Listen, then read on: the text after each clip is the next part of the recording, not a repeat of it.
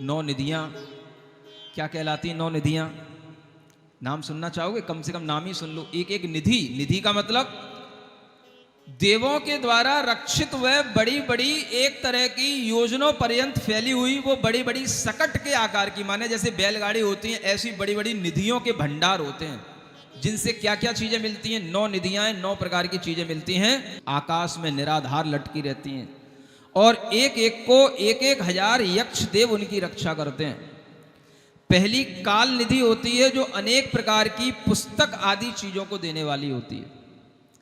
दूसरी महाकाल निधि होती है जिसके माध्यम से असी मसी यानी कि तलवारें, स्याही आदि के साधन जो सामग्री होती है वो प्रदान की जाती है।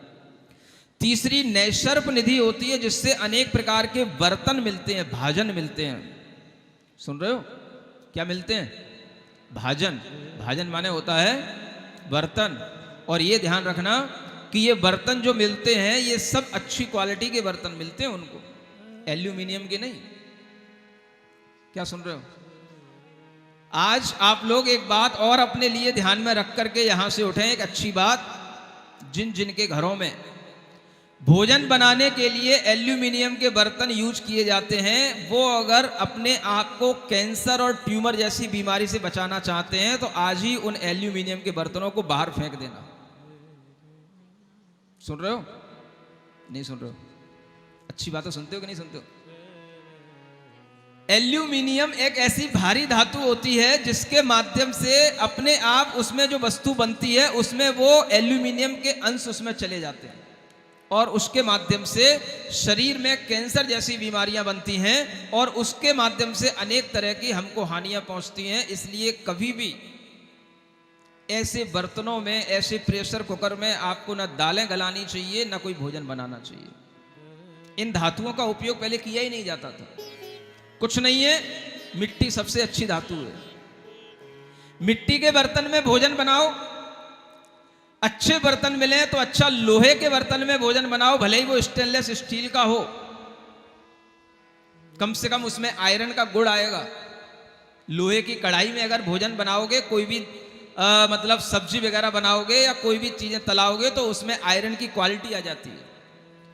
अगर और बड़े आदमी हो तो चांदी के बर्तन रखो, सोने के बर्तन रखो, और बड़े आदमी हो तो रत्नों के बर्तन रखो, लेकिन एल्यूमिनियम के बर्तनों का उपयोग नहीं करो, तभी तुम्हारा जीवन सुरक्षित रहेगा।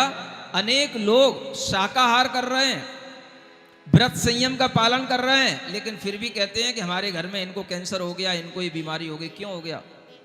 ये बीमारियों का बहुत बड़ा कारण है। ऐसे बर्तन जो हमारे जीवन को अच्छा बनाएं, हमें स्वस्थ बना करके रखें, ऐसे बर्तनों का उपयोग करना सीखें और इसी प्रकार के बर्तनों का उपयोग करके आपको साधु संतों के लिए भी भोजन देने की चेष्टा करनी चाहिए। समझ आ रहा है? जियो और, लेकिन तुम लोग क्या करते हो?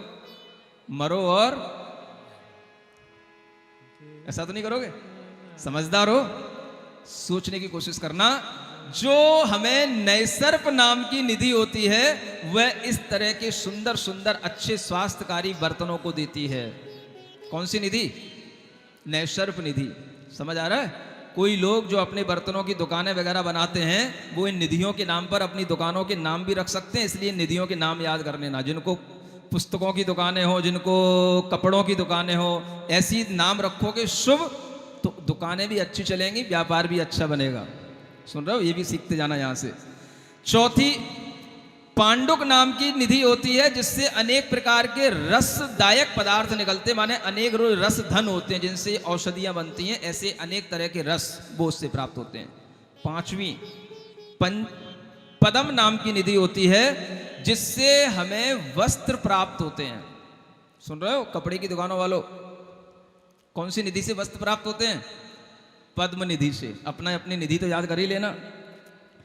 छठवीं मानव नाम की निधि होती है जिससे अनेक प्रकार के आयुध मिलते हैं, आयुध माने अस्त्र शस्त्र।